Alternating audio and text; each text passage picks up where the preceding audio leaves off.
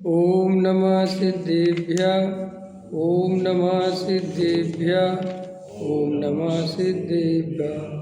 निर्मल ज्ञान परेठिया कम कलंक डहेवी अपालतौ जेड़ परू ते परमा पड़वेवी सब करम मल का नाश कर हर जो लीन निर्मल ध्यान में नम कर निकल परमात्मा संतप्त मानस शांत हो जिनके गुणों की गान में वे वर्तमान महान जिन विचरे हमारे ध्यान में। योग सार ग्रंथ है, योगेंद्र देव मुनिराज के द्वारा रचित 1300-1400 वर्ष पूर्व यह ग्रंथ लिखा गया है। बहुत ही आध्यात्मिक ग्रंथ है।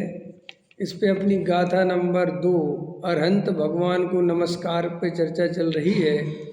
वास्तव में अरहंत भगवान को नमस्कार करने की विधि क्या है, बहुत मार्मिक चर्चा है। देखो पृष्ठ क्रमांक 5 गाथा नंबर 2। देखो क्या कहते हैं, मैं आपको वंदन करता हूँ तो आप कौन हो और मैं वंदन करने वाला कौन हूँ। अगर इन दो बातों की अपन को खबर नहीं है तो अपन का वंदना करना व्यर्थ जा रहा है, सार्थक नहीं हो रहा है। कोई ऐसा प्रश्न कर सकता है कि वंदना करने से पुण्य का तो बंध होता होगा। हाँ होता है, लेकिन पुण्य बंध के लिए जैन दर्शन नहीं है। जैन दर्शन में पुण्य की वही वैल्यू है जैसे गेहूं की फसल में भूसे की। भूसा तो अपने आप ही होता है। जो जिनेंद्र देव की भक्ति पूजा पाठ करेगा पुण्य तो वैसे ही बनता है। जैनी को कितना पुण्य बनता होगा, और अगर जैनी होश में रहने लगे तो और कितना बंधेगा। देखो अपन किसी जीव को मारते नहीं, नॉन वेज नहीं खाते, मद्य मांस मधु का सेवन नहीं करते, बीड़ी सुगरा गुटखा ये नहीं खाते हैं, और अशुद्ध नहीं खाते, अवक्ष नहीं खाते, जमीकंद नहीं खाते। कितनी चीज़ें हैं। सब जीवों पर करुणा रखते हैं, किसी का बुरा नहीं विचार करते। जगत में तो रात दिन हर किसी मार काट कसाय हिंसा होटलों पे खा रहे हैं, नहीं समझे, नॉन वेज खा रहे हैं, और अपन तो ये सब नहीं कर रहे। तो पुण्य तो बनता ही होगा ना। पुण्य की बात में हमें देखो, पुण्य का निषेध करने की क्षमता उसी में है जो सबसे ज़्यादा पुण्य करता हो। क्या कहा मैंने? पुण्य का निषेध करने की क्षमता उसी व्यक्ति में होती है जिसके जीवन में बहुत पुण्य होता है। जिसके जीवन में बहुत पाप होता है वो तो बेचारा पुण्य के निषेध कर ही नहीं सकता। वो तो पुण्य के लिए मरता है।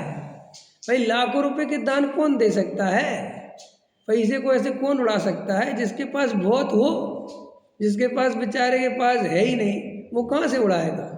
ऐसे ही पुण्य में धर्म नहीं है, पुण्य से कुछ नहीं होता, ऐसा कहने वाला बहुत पुण्य वाला जीव होता है और वो ही मोक्ष जाता है, इतना पुण्यवान होता है। तो एक तो ये मान्यता छोड़ दो कि जो पुण्य का निषेध करते होंगे वे पुण्य नहीं करते। नहीं, सबसे उच्च क्वालिटी का पुण्य उनके ही जीवन में होता है, और उपादेय बुद्धि नहीं होती, इसलिए और ज़्यादा पुण्य उच्च क्वालिटी का होता है। और जो जीव पुण्य और पाप में अंतर मानकर पुण्य को भला जानकर पुण्य करते हैं तो उनको पुण्य नहीं बनता, ऐसा नहीं कह रहा, लेकिन उस क्वालिटी का उतना बढ़िया पुण्य उनके खाते में जमा नहीं होता जितना बढ़िया पुण्य एक सम्यक दृष्टि धर्मात्मा के जीव के खाते में होता है। और ये मैं नहीं कह रहा, ये कोई तर्क और युक्ति की अकेली बात नहीं है, आगम से प्रमाणित है कि कैसे जितने भी महापुरुष इस पृथ्वी पर होते हैं, 63 शलाका के महापुरुषों का वर्णन जो जिनागम में आता है, वे सारे के सारे सम्यक दृष्टि होते हैं जन्म से। समझ में आया? और सम्यक दर्शन का ही प्रभाव है जो वो इतने बड़े महापुरुष बनते हैं। तीर्थंकर प्रकृति का बंध, मिथ्या दृष्टि कभी नहीं कर सकता, केवल और केवल सम्यक दृष्टि। चक्रवर्ती कभी मिथ्या दृष्टि नहीं बन सकता, केवल सम्यक दृष्टि। भद्र, बलभद्र, नारायण, प्रति नारायण जितने भी हैं, समझ में आया, सबके सब सम्यक दृष्टि होते हैं।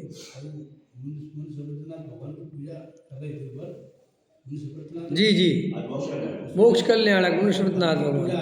हाँ हाँ, उन्होंने कहा कि पुण्य को ये मानते हैं और उन्हीं को जो है मोक्ष फल मिलता है। बराबर। अभी पूजा पढ़ा होगा आप लोगों ने, देखो आया ना। ये तो अगर आप थोड़ा सा होश में रहो, हमारे दिमाग में क्या मान्यता चली गई है कि हम पुण्य का निषेध करेंगे तो पुण्य नहीं करेंगे। ऐसा नहीं है, आप अच्छा पुण्य करोगे। जहाँ हमें अपेक्षा नहीं रहती वहाँ हम अच्छा काम करते हैं और दुखी भी नहीं होते। निरपेक्ष भाव से की गई सेवा दुनिया की सबसे अच्छी सेवा है। आपके पिताजी के पास 10 करोड़ का पैसा है, संपत्ति है, और तुम इसलिए उनकी सेवा करते हो, तो ये तो बहुत लालची सेवा है। और तुम्हारे पिताजी के पास 1 रुपया भी नहीं है और तुम फिर भी उनकी बहुत सेवा करते हो, तो इस सेवा की कुछ बात ही अलग है। समझ में आया कि नहीं आया? पैसे के लिए तो आदमी किसकी सेवा नहीं करता।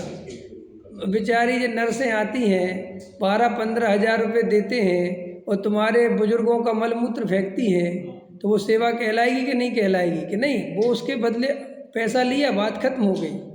तो ऐसे ही तुमने भगवान की पूजा पाठ पुण्य बंधेगा इसलिए करी, तो पुण्य ही नहीं, क्या काय की पूजा। पूजा, अरे प्रभु आपके पास आकर ऐसा मजा आता है, काय का पुण्य काय का पाप, आपको देख के बस एक वीतरागता का जो आनंद हृदय में बहता है, हम तो उसके लिए आते हैं, हमें नहीं चाहिए पुण्य पुण्य। ऐसे जो धर्मात्मा जीव होते हैं उनके इतना पुण्य बनता है, इतना पुण्य बनता है कि वे सम्यक दृष्टि भरत जी, वे सम्यक दृष्टि तीर्थंकर, वे सम्यक दृष्टि राम, वे सम्यक दृष्टि हनुमान, वे सब बनते हैं। कामदेव, तीर्थंकर, बलभद्र, नारायण, प्रति नारायण, सब तीर्थंकर के माता पिता भी सम्यक दृष्टि जीव ही बनते हैं।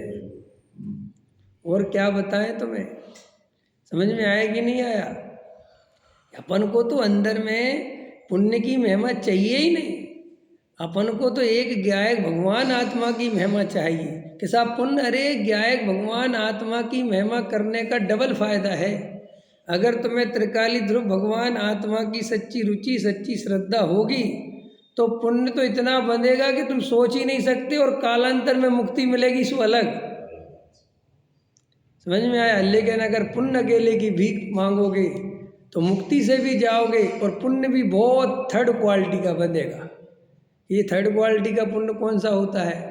मुकेश अंबानी वाला, अमिताभ बच्चन वाला, मोदी वाला। अब क्या बात करते हो, हम तो उसी बनने के लिए तरस रहे। अरे खबर नहीं तुम्हें स्वरूप की, इसलिए तरस रहे हो। समझ में आया? उनसे ज़्यादा दुखी, उनसे ज़्यादा पीड़ित कोई संसार में है? हमारे आचार्य भगवंतों ने तो कुंद कुंद भगवान प्रवचन सार में 100 धर्म इंद्र को दुखी बताते हैं। कहते हैं कि वो 100 धर्म इंद्र सुखी दुखी है, कि महाराज क्या बात करते हो, सम्यक दृष्टि है ना, कि होगा सम्यक दृष्टि, लेकिन वर्तमान में पंच इंद्री के विषय भोगों में जब प्रवृत्ति हो रही है तो वो दुखी आदमी ही कर सकता है, सुखी नहीं।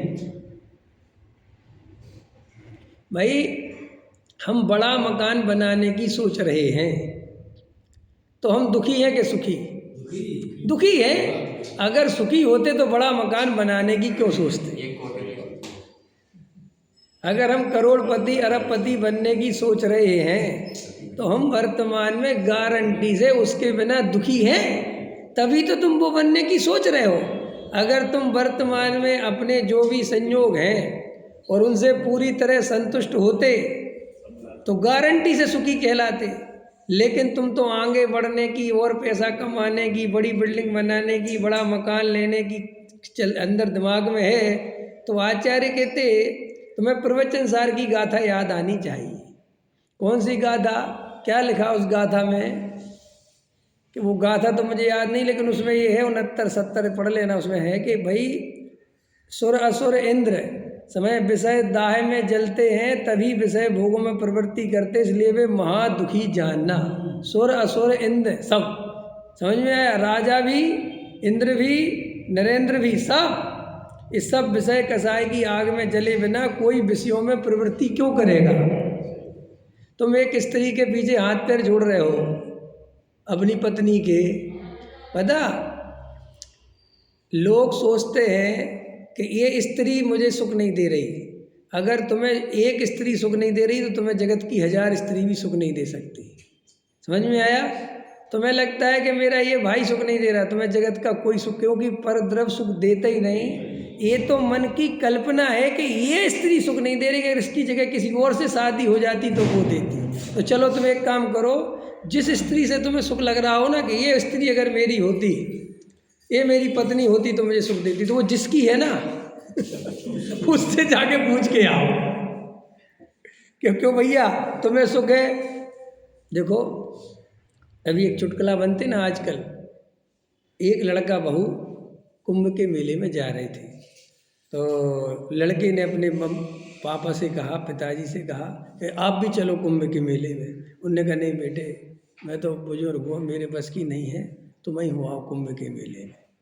तो उसने बहुत कहा कि पापा चलो, मम्मी को भी ले चलो, लेकिन पापा ने मना कर दिया। और जब वो कुंभ के मेले में अपनी पत्नी के साथ गया और जब वो लौट के आया तो अकेला आया, तो बेटे बाप ने कहा बेटा बहू कहाँ है? बोले कुंभ के मेले में खो गई।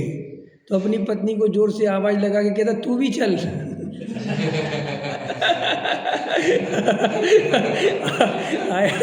आया समझ में कि नहीं समझ में आया है कि भाई पत्नी से इतना पीड़ित है वो, यहाँ के तू भी चल के तू भी खो जाएगी।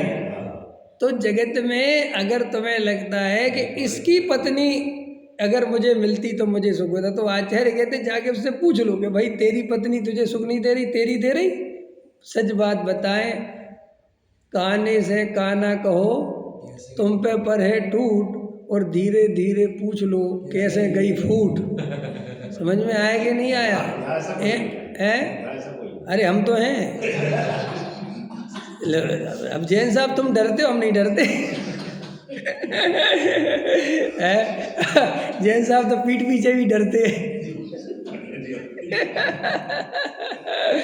आया समझ में कि नहीं आया? तो आचार्य कहते हैं कि हे भाई, जो जीव विषय कसाय में व्यापार कर रहा है उसे तुम सुखी मत जानो। मोदी जी जो इतनी भागदौड़ कर रहे हैं तुम इन्हें भ्रम से सुखी मत मानो, ये महादुखी है। क्यों? आचार्य साहब ने पूछा क्यों महाराज? बोले सुखी आदमी तो अपने स्वरूप में निमग्न रहता है, वो कहीं भागदौड़ करता ही नहीं। तो कौन सुखी दिखाई दे रहा है इस जगत में? जिनके तुम ऊपर दर्शन करके आए वे कहीं भागदौड़ करते दिख रहे हैं? ऐसे बैठे, सुबह भी ऐसे ही बैठे रहते हैं, दोपहर में आओ तो भी ऐसे ही मिलेंगे, और शाम को आओ तो ऐसे ही मिलेंगे, और रात के 2 बजे आओ तो ऐसे ही मिलेंगे। एक प्रतिमा जो हमने पत्थर की चुनी ना, पाषाण की चुनी, हमने कागज की क्यों नहीं सुनी? हमने और प्रतिमा के वो उनमें स्थिरता नहीं है। ये इस बात की निशानी है कि जैसी इस पाषाण प्रतिमा में कुछ नहीं हो सकता, जब भी आओगे ऐसी ही मिलेगी। ऐसे ही ऊपर जो अनंत सिद्ध परमात्मा, समझ में आया, सिद्ध परमात्मा विराजमान है, वे अनंत काल तक वैसे ही विराजमान रहने वाले हैं, उस जगह से हिलने वाले भी नहीं हैं। तो उस गाथा में आचार्य कुंद कुंद भगवान कहते हैं कि हे जगत के जीवो, ये तुम इंद्र वगैरह बनने की सोचते हो, या तुम्हें ये राजा महाराजा बनने की सोचते हो, या तुम इनको सुखी मानते तो भ्रमित हो। क्यों? क्योंकि इन पंच इंद्रिय के विषयों में प्रवृत्ति बिना दुख के हो नहीं सकती। तो यहाँ तक तो ठीक हो गया, कुंद कुंद भगवान तो इतना लग के आगे बढ़ गए। लेकिन अमृतचंद भगवान ने इसकी टीका में पता क्या लिखा है? उनने लिखा कि बकरे की पेशाब कान में कौन डाले, सुखी के दुखी है? ऐसा लिखा है उसमें कि बकरे की पेशाब सुखी आदमी क्यों डालेगा अपने कान में? क्योंकि कान में डाले तो मुंह में आवे। तो एक व्यक्ति को कान में पीड़ा हो रही है और बहुत परेशान है, तो किसी ने कहा कि बकरे की पेशाब डालोगे तो मिट जाएगी। तो उसने कहा भैया बकरे की पेशाब, अरे मैं तो हम तो बकरा छूते नहीं, तुम पेशाब डालने की बात कर रहे हैं। बोले तो भैया ठीक है तुम जानो, तुम्हारा काम जाने। आगे बढ़ गया, और यहाँ पीड़ा बढ़ती गई बढ़ती गई बढ़ती गई, तो अपने बेटे से कहा जा बकरे की पेशाब ले आ। कि क्या कह रहे हो? कि भैया कोई उपाय नहीं। ऐसे आचार्य ये उदाहरण दे के समझाते हैं कि तुम राष्ट्रपति बनने के सपने देख रहे हो तो बकरे की पेशाब डालना है। तुम अगर करोड़पति अरबपति बनने के सपने देख रहे हो तो तुम बहुत इच्छा से पीड़ित हो, तुम्हें ये आत्मा की सच्ची श्रद्धा हुई नहीं है, तुम्हारे अंदर वेद ज्ञान की कला जगी नहीं है। अगर तुम अपने सपने लड़के से पूरा करवाना चाहते हो जो खुद पूरे नहीं कर पाए, समझ में आया कि नहीं आया? आपको पता है मनोवैज्ञानिक कहते हैं बाप की जो इच्छाएं दबी रह जाती हैं वो अपने बेटे से पूरी करवाना चाहता है कि तू कर ले। इसलिए बाप बोलते तू मजे कर ले। ये मतलब मजे तो मैं करना चाहता था, लेकिन मेरा बाप तो इतना बड़ा आदमी था नहीं। समझ में आया? एक बार एक बहुत बड़ा आदमी एक होटल में रुकने गया, बहुत दुनिया का समझ लो बहुत बड़ा आदमी, और वो होटल में रुकने गया तो वहाँ के जो स्टाफ था वो पहचान गया कि ये फला व्यक्ति है, तो सब उसको नमस्कार करने लगे। तो उसने कहा कि तुम्हारी होटल में जो सबसे सस्ता रूम हो, समझ में आया, वो वाला दे दो। तो वे कहने लगे अरे सर आप किसी बातें कर रहे हैं? बोले क्यों? बोले आपका बेटा आता है तो वो कहता है कि होटल में जो सबसे महंगा रूम हो वो दे दो। तो उसने जवाब दिया पता, वो मेरा बेटा है लेकिन मेरा बाप इतना बड़ा आदमी नहीं है। आया समझ में कि नहीं समझ में आया? तो श्री गुरु कहते हैं कि जीव इतनी खतरनाक स्थिति में रहता है बेहोशी में कि जो इच्छाएं वो खुद दबा के रखता है वो अपने बेटे से अपनी बेटी से पूरा करवाए। देखो माँ होती ना, अगर वो खुद जीन्स नहीं पहन पाई हो तो बेटी से कि तू पहन, मेरे समय मैं तो नहीं पहन पाई क्योंकि मैं तो गांव में रहती थी और मेरे पिताजी बहुत सख्त थे, तू पहन।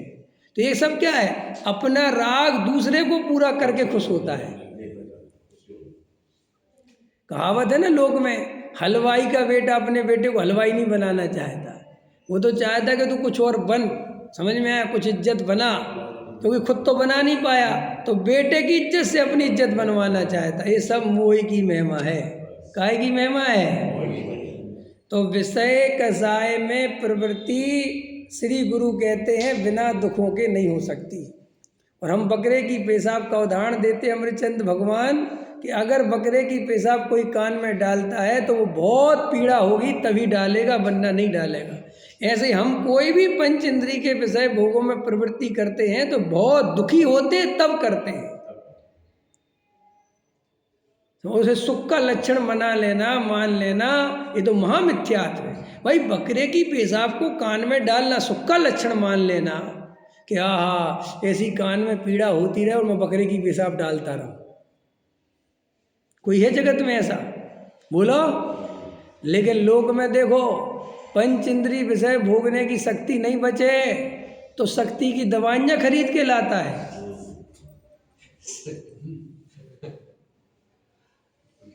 बोलो, पेट में भोजन नहीं पचे, ज़्यादा नहीं खाया जाता हो तो दवाई कहता है। कैसी दवाई? तो भोजन खा लो।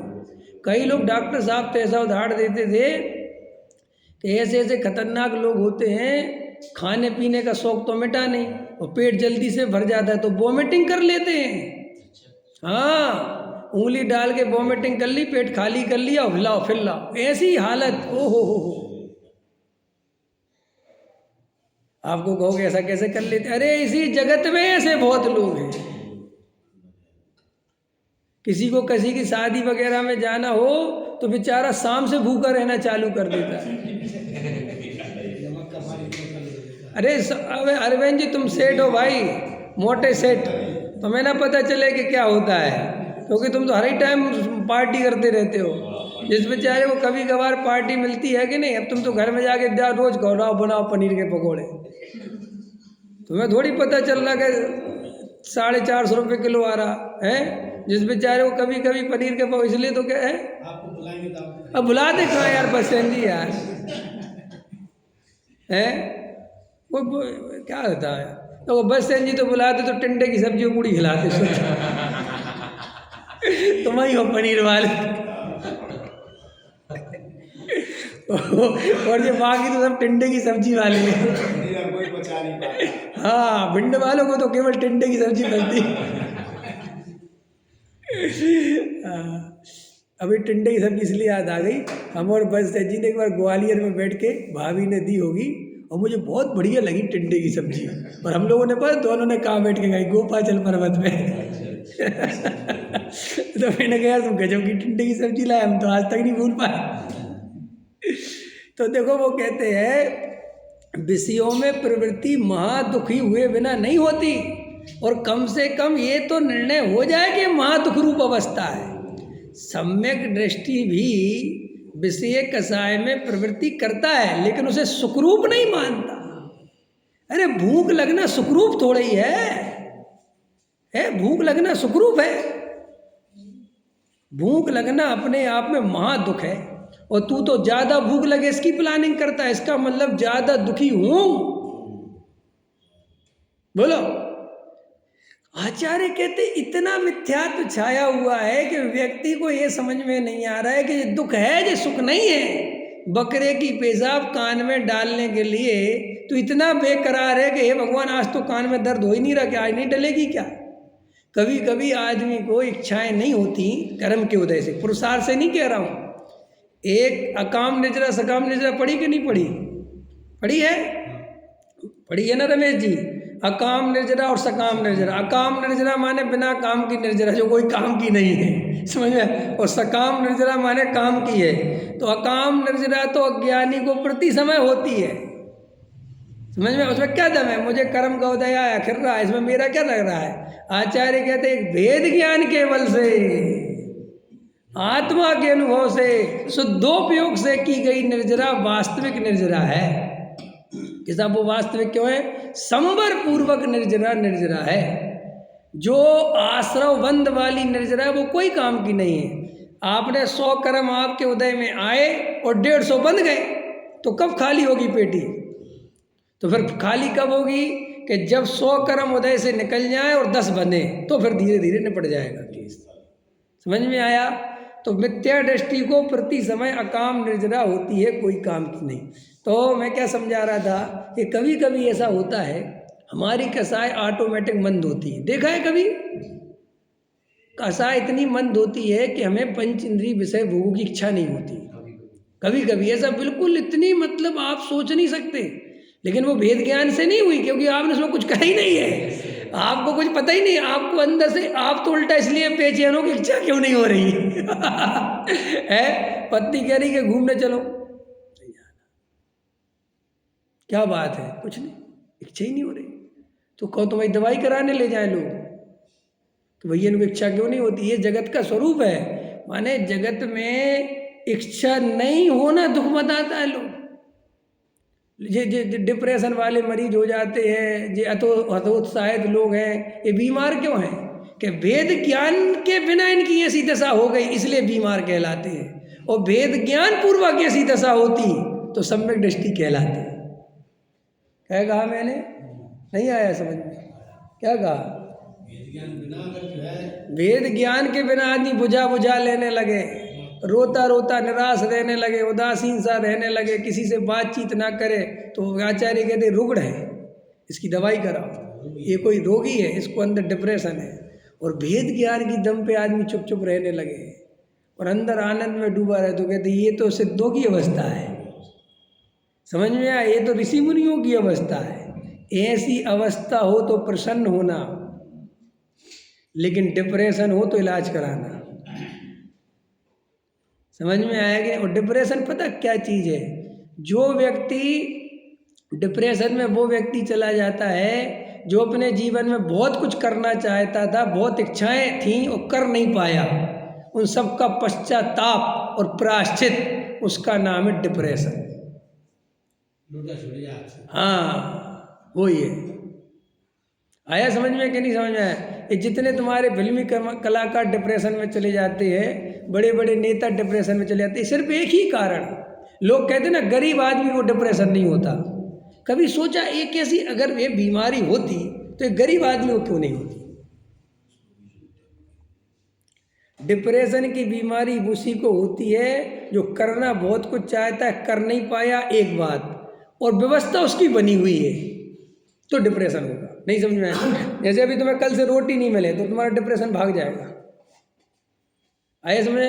लेकिन क्योंकि अभी तुम्हें रोटी मिल जाती है, व्यवस्थाएं बनी बनाई हैं, तो तुम्हारे दिमाग में रोटी की चिंता करने की तो जरूरत है नहीं, तो तुम क्या है कहाँ ले जाते हो वो सारी चिंता जो नहीं कर पाए, उससे डिप्रेशन पैदा होता है। इसलिए जो आदमी निरंतर अपने कामों में निमग्न रहता है, लगा रहता है, उसको ये बीमारी नहीं घेरती।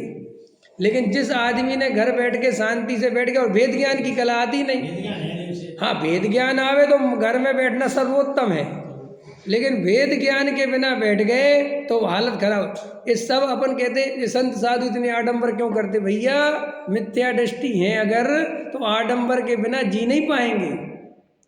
आडंबर चलता रहता है, जनता आती रहती है, दिल्ली दरबार लगता रहता है, समझ में आया? और लोग आके हालचाल पूछते रहते, नमस्कार करते रहते, नारियल वारियल चढ़ते रहते हैं, महाराज की आओ भगत होती रहती, तो मन लगा रहता है, क्योंकि अंदर का माल तो मिला नहीं, तो फिर बाहर का माल तो चाहिए। तो तुम लोगों को लगता है कि साधुओं के सारे, भैया असली साधु बहुत कम होते, आज की बात नहीं है, हमेशा आदिनाथ जगत प्रसिद्ध हैं, अकेले आदिनाथ सही 4000 खतरनाक आदमी, समझ में आया कि नहीं आया? अब भरत जी थोड़े पावरफुल आदमी थे, तो भरत जी तो चले गए डंडा ले गए, चलो इधर चलो फटाफट, समझ में, ये सब नहीं चलेगा। अब अपन कौन सा, अपन तो कुछ बोल दें तो ही आफत है, समझ में आया? तो जितने भी त्यागी वृत्ति साधु सन्यासी अगर वे मिथ्या दृष्टि हैं तो वे लोक में उपद्रव मचाएंगे, वे लड़ाई झगड़े कराएंगे, वे मानेंगे नहीं। क्यों? कि घर गृहस्थी तो छोड़ दी, कमाने की चिंता तो छोड़ दी, तो बस फिर हमारा पंथ और तुम्हारा पंथ और ये पंथ और वो पंथ और ऐसे इन्हीं कामों में लगे रहेंगे, क्योंकि आत्मा की तो सच्ची खबर है नहीं। समझ में आया भाई? जो हरिवंश राय बच्चन की पोयम मंदिर मस्जिद बैर कराती मेल कराती मधुशाला, वो अर्थ पता है क्या अर्थ है उसका? कि तुम्हारे मंदिर मस्जिदों ने हिंसा दंगे के अलावा कुछ नहीं दिया व्यक्ति को। ये आज़ादी के समय की है वो, जब ये बात मंदिर मस्जिद बैर कराती मेल कराती, बोले इससे अच्छी तो वो मधुशाला है जहाँ एक हिंदू और एक मुसलमान बैठ के साथ में दोस्त यारी गले में हाथ डाल के पीते हैं, समझा? वो मेल कराती और तुम्हारे मंदिर मस्जिद तो तलवार खिंचवाते हैं। पहले क्या होता था अंग्रेजों के समय में कि ये हिंदू मुसलमान की लड़ाई करानी होती थी ना अंग्रेजों को, तो क्या करते थे, हिंदू के मंदिर में डलवा देते थे कटवा के गाय, और मुसलमान के यहाँ डलवा देते थे बकरा सुअर, समझा? इससे बिल्कुल एकदम दंगे हो जाते थे, समझ में आया कि नहीं आया? और वे लड़ते मरते थे। तो उस समय ये पोयम लिखी, मंदिर मस्जिद बैर कराती मेल कराती मधुशाला। तो गांधी जी के पास गई भैया ये पोयम, और गांधी जी के पास अर्जी लगती थी, राष्ट्रपिता थे, मैंने जो गांधी जी के पास अगर कोई एंड बैंड चाहिए तो वो गांधी जी उसको देखते थे, और गांधी जी की परमिशन है तो है ना, वो चल नहीं सकती थी। तो गांधी जी ने देखी तो उन लोगों ने तो सोचा गांधी जी बहुत डांटेंगे, नहीं समझे, बहुत स्थिति खराब होने वाली है। अब नए युवक थे उस समय तो हरिवंश राय बच्चन, उनने कहा क्या है, बोले देखो सभी लाइन देखो मंदिर मस्जिद बैर कराते, तो बुलवाया अपने पास, कथानक में उसमें कहानी में को बुलवाया, और बुलवा के घटना में कहते हैं कि बहुत अच्छी लिखी है, क्यों कि तुम जिस अर्थ में लिखी है वो अर्थ समझो। अगर मंदिर मस्जिद हिंसा करा सकते हैं तो वो धर्म नहीं हो सकता। जो धर्म हिंसा कराए, जो धर्म तुम्हें नफरत करना सिखाए, वो कभी धर्म हो ही नहीं सकता। सरल अपराधी को जो दे, अपराधी हुए भगवान। हाँ, समझ में आया? यहाँ तो आचार्य कहते हैं कि भाई साहब हमारा जैन धर्म सच्चा है, नहीं नहीं नहीं, गलत बात, हमारा तुम्हारा कुछ नहीं होता, जो सच्चा है वो धर्म है। क्या कहा मैंने? वो धर्म है, वो तेरा मेरा नहीं होता। आग ठंडी और गर्म नहीं होती, आग जहाँ होती है वहाँ गर्म होती है। अगर धर्म सत्य है तो ही सत्य है, तेरे मेरे होने से सत्य नहीं होता। दिगंबर धर्म सत्य है कि श्वेतांबर, ये व्यर्थ की बात है। जो सत्य है वो धर्म है, ये परिभाषा समझो। जो कि साहब वीतरागता की पोषक ही,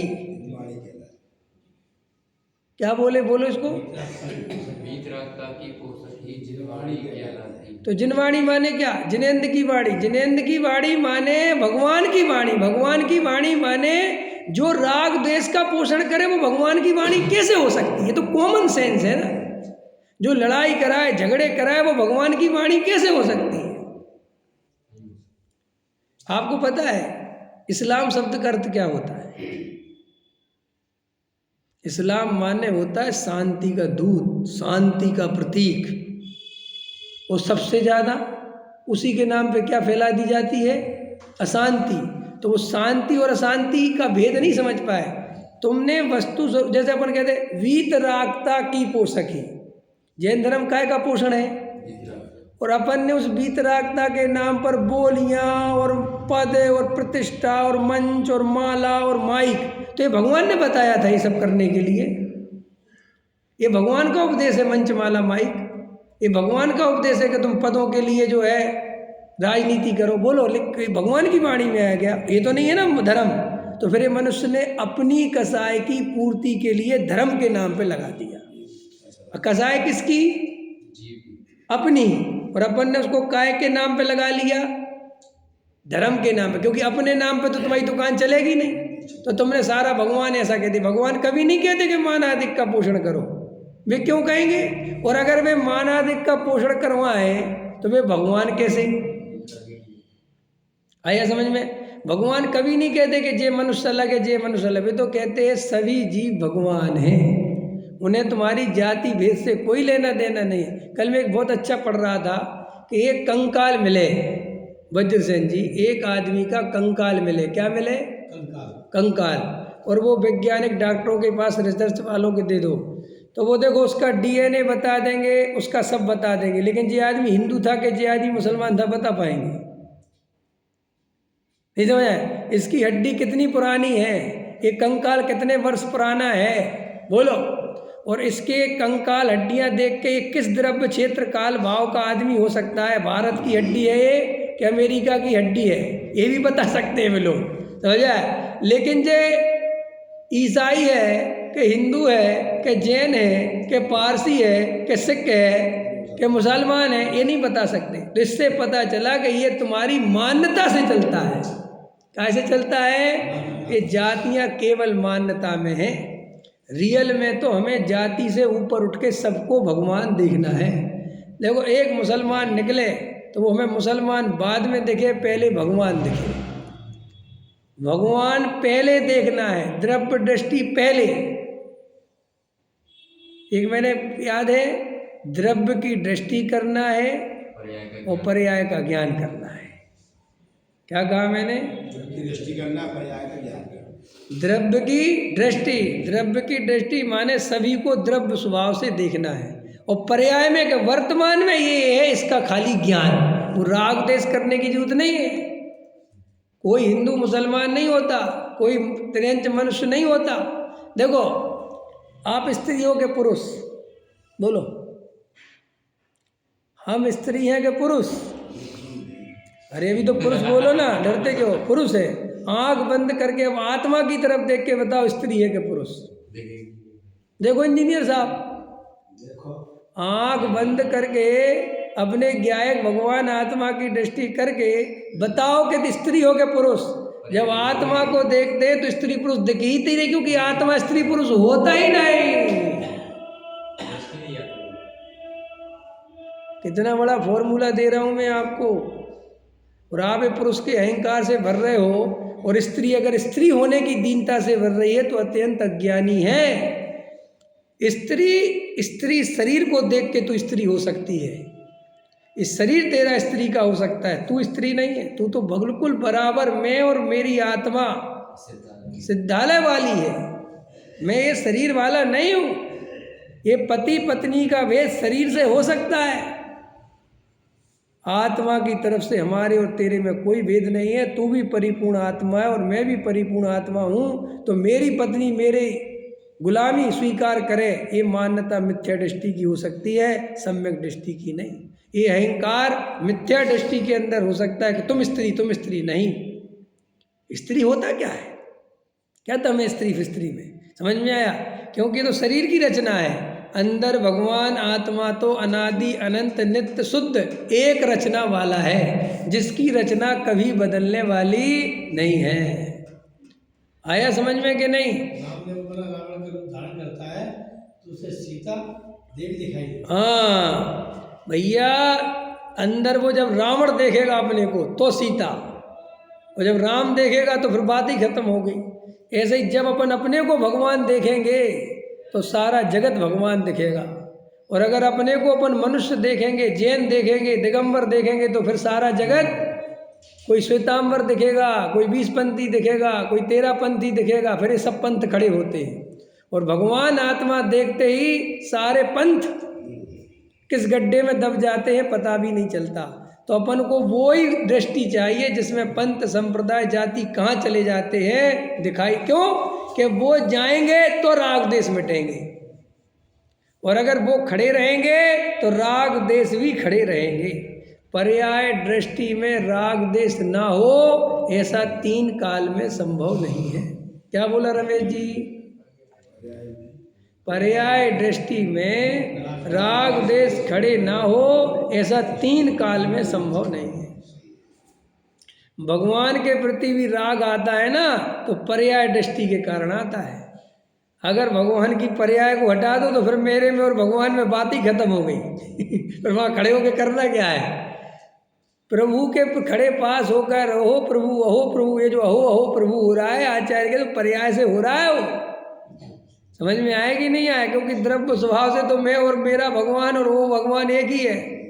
अंतर ऊपरी यही जान, वे विराग में राग वितान, हूँ स्वतंत्र निश्चल निष्काम, ज्ञाता दृष्टा आत्म राम। मैं जो हूँ वह है भगवान, जो है वह हूँ भगवान है। मैं हूँ भगवान, बराबर है कि नहीं? वही मैं हूँ और वही मैं वो हूँ और वो मैं हूँ, एक ही बात है। बस यहाँ से अंतर आ जाता है बस। इसलिए तुम्हारे पास खड़े हो जाते कि प्रभु ऐसी प्रभुता मेरे पर्याय में भी दृष्टि में हो। देखो हम अभी जब क्लास प्रारंभ, प्रवचन प्रारंभ हो रहा था, समय हो गया है।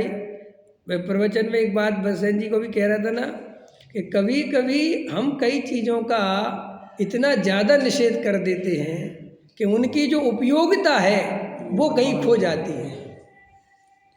जैसे हम लोगों ने माला फेरना, जाप देना, ध्यान में बैठना, एकांत में, हमने इसकी इतनी मखौल बना दी कि लोगों ने इसकी कितनी उपयोगिता थी वो ही भूल गए। भाई माला फेरत मन गया, गया न मन का फेर, वो तो इसका निषेध था। माला नहीं फेरो, इसका निषेध नहीं।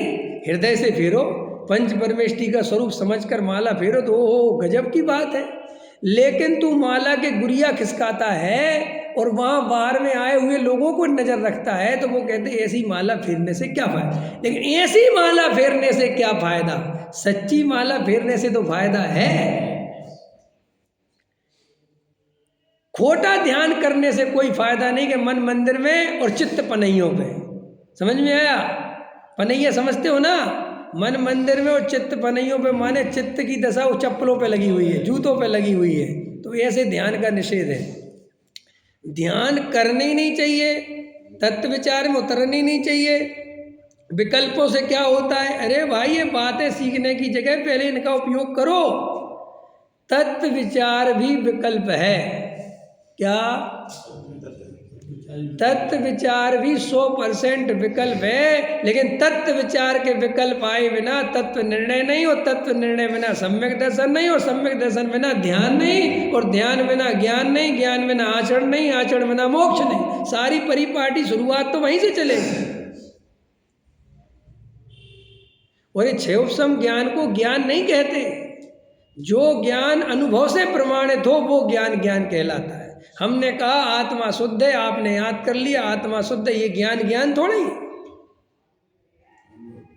कि साहब आप कैसे कहते हो? जिनेंद्र देव ने कहा है आगम ज्ञान तब तक सच्चा ज्ञान तुम्हारे लिए नहीं है जब तक वो अनुभव ना बन जाए। इसलिए क्षयोपशम से भला होने वाला नहीं है। शास्त्रों को रटने से भला होने वाला नहीं। ये बात अपने चित्त में बैठा लें अपन, अच्छे से गहराई से बैठानी चाहिए।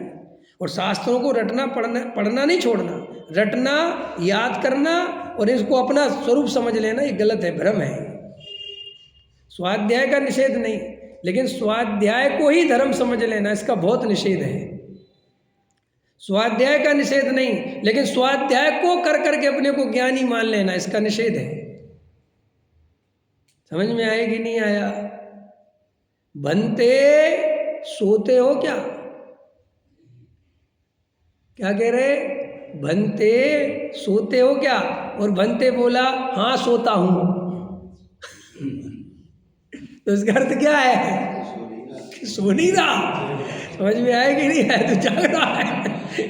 ऐसे ही तुझे शास्त्रों को पढ़ पढ़ के मैं ज्ञानी हूं तो भ्रम हो गया है ज्ञानी, क्योंकि ज्ञानी को ये भ्रम ही नहीं होता कि मैं ज्ञानी हूं। कि सब ज्ञानी अपने को ज्ञानी नहीं मानता, नहीं मानता। फिर वो क्या मानता है? अपने को आत्मा मानता है, त्रिकाली ध्रुव मानता है। वो कहता है अगर इसको ज्ञानी कहते हो तो हो सकता है, लेकिन मुझे इससे कोई फर्क नहीं पड़ता। हमें तो अज्ञानी गाली लगता है। रमेश जी तुम एक नंबर के अज्ञानी हो, तुम्हें बहुत गाली लगता है क्योंकि तुम्हें ज्ञानी बहुत पसंद है। आया समझ में? अगर तुम्हें आत्मा पसंद होता तो तुम कहते बिल्कुल सही बात है, अज्ञानी क्या फर्क पड़ता है, मैं तो ध्रुव हूँ। ये अज्ञान ये मेरा स्वरूप थोड़ा ही है।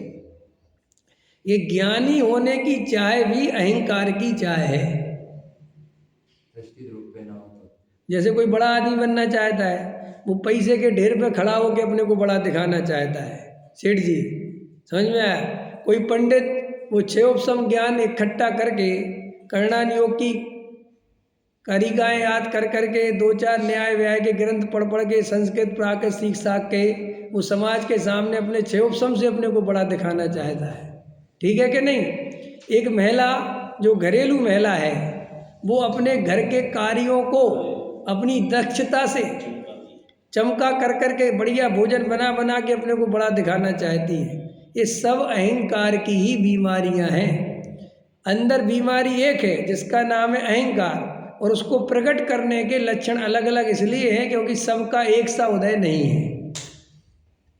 तो फिर तो कई लोग अपने त्याग व्रत से अपने को बड़ा दिखाना चाहते हैं कि तुमने कितने दिन नहीं खाई, हमने 3 दिन नहीं खाया, तुम 4 दिन का उपवास करेंगे। आखिर वो है अहंकार ही। ऐसा उपवास अगर किसी का सुन के करते हो तो वे केवल अहंकार की दौड़ है। कोई त्याग व्रत लेके बड़ा दिखाता है। समझ में आया? ऐसे ही आचार्य कहते हैं कि मैं ज्ञानी हो जाऊं। क्या ज्ञानी? तो वो कहते ये ध्यान दो कहीं अहंकार की दौड़ में तो शामिल नहीं हो गए। हाँ, ज्ञान परिचय है। समझ में आया? इसलिए तुम ज्ञानी होने की चाह नहीं, सुखी होने की, आत्मार्थी होने की चाह रखो। देखो भाई, संसार में सुख नहीं है, दुख ही दुख है। ये परम सत्य है। लेकिन संसार में एक व्यवस्था ऐसी है तो दुख ही दुख, लेकिन आश्वासन सुखी सुख के है। क्या समझ में आया सेठ जी? क्या कहा मैंने? संसार में है दुख ही दुख, लेकिन आश्वासन सुखी सुख के है। बेटा पैदा होता नहीं और बाप बोलना चालू करता नहीं, बेटा बहुत सुख मिलेगा, अभी नहीं। आशा से आकाश समा है, सांस तंत्र को टूटे। हाँ, समझ में आया? बेटा कहता है पापा ये पढ़ाई बहुत तकलीफ देती है, बेटा चिंता मत करो, अभी तकलीफ देगी बाद में सुख देगी। आश्वासन। बेटा ऐसा आश्वासन कर करके पढ़ पढ़ के मर जाता है। फिर कहते वो पैसा कमाना सीख जाता है। फिर कहता पापा यहाँ तक आ गया, वापस की झंझट बहुत है, ये जो हमारा बॉस है बहुत परे। बेटे कोई बात नहीं, सैलरी तो देखो 1.5 लाख मिल रही, आज तू भी बॉस बनेगा। वाह क्या बात है। ऐसे आश्वासन दिए जाते हैं। वो कहता ओके, फिर लग जाता है बेचारा। फिर कहता है पापा बहुत तकलीफ है, सब लोगों की तो देखो नई शादी हो रही है। अरे चिंता मत करो, तुम्हारी भी होगी, तुम्हें हम बहुत सुंदर लड़की से शादी कराएंगे, तुम्हें बहुत सुख मिलेगा। आश्वासन फिर मिल जाता है। फिर बेचारा एक सुंदर स्त्री की कामना में जीने लगता है। फिर एक सुंदर स्त्री से भाग्य से अगर हो तो हो जाए ना, तो कौन को सुंदर मिलती है। समझ में आया? मिल गई है, कि पापा जी तो बहुत परेशान करती है, जितनी सुंदर उतनी डिमांड है। कि कोई बात नहीं बेटा, कुछ दिन करेगी, बच्चा हो जाएगा, सब भूल जाएगी, फिर सुख मिलेगा। अच्छा पापा, बेचारा बच्चा कर लेता है।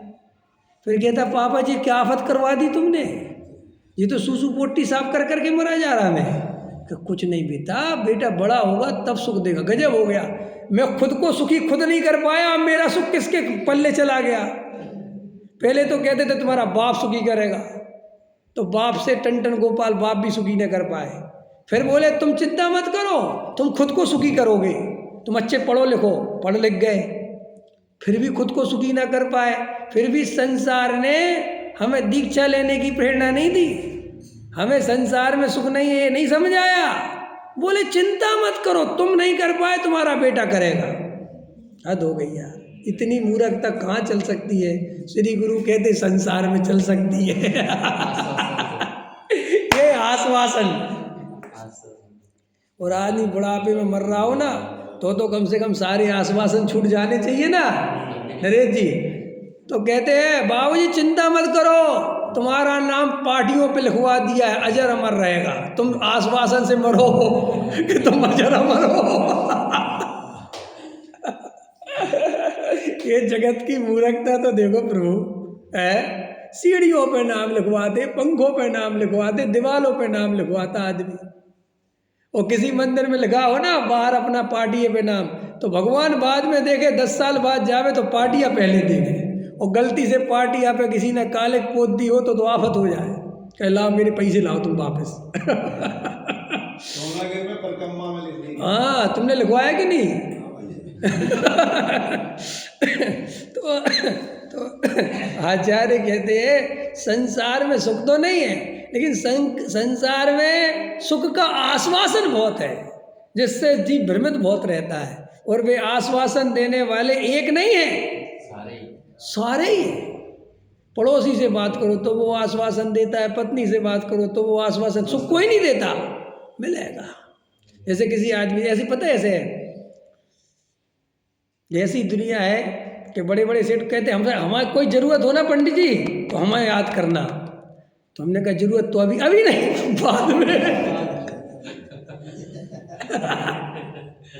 एक सेठ जी मिले मुझे, तो बोले विवेक जी आपको कोई तकलीफ हो, कोई परेशानी हो तो मुझे ज़रूर बताना। मैंने कहा जी बहुत है। तो बोले नहीं अभी नहीं, बाद में। तो सारे जगत में बाद में, समझ में आया। अभी कुछ नहीं, अभी तो तुम दुखी हो तो दुखी ही रहो, कि सब फिर सुख बाद में मिलेगा। ऐसे करते करते अपन बूढ़े हो जाते, मर जाते। मजेदार बात है, फिर भी समझ में नहीं आता कि संसार में से सुख होता तो तीर्थंकर क्यों त्यागे। ये अपन को समझ में नहीं आता। इतना भी निर्णय अपन नहीं कर पाते, इतनी बुद्धि का दिवालियापन है अपने अंदर। गहराई से विचार करना। सहजानंदी सोद